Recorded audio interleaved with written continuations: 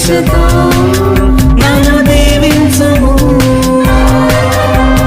దేవాని స్పర్శతో నన్ను తాకుము. Good morning to everyone.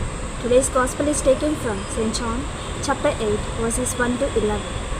Today's Gospel speaks about God's mercy. Jesus wants us to understand the reality that we all have sinned and are subject to condemnation apart from God's mercy. In the Gospel, Jesus tells them that anyone who is without sin can begin the execution. Jesus was the only sinless person among them, meaning that justice and mercy were in his hands. Anyone who would be saved from judgment for their sin would need to look to Jesus for compassion and mercy.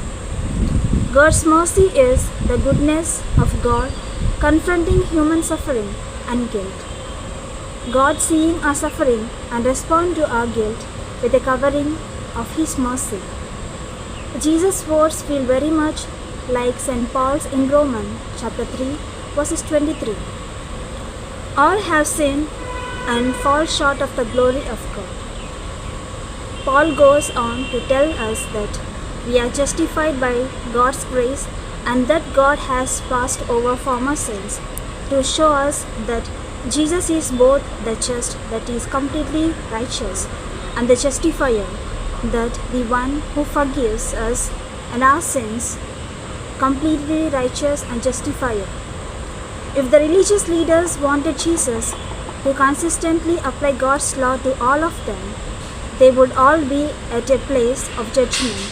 None of them were spotless. The religious leaders are said to have left one by one, beginning with the oldest. Some speculate that they were more acquainted with their sin than the younger among them. Jesus is left with just the woman, and he drew her attention to the empty space around them and how everyone that brought her to his feet was likewise a sinner.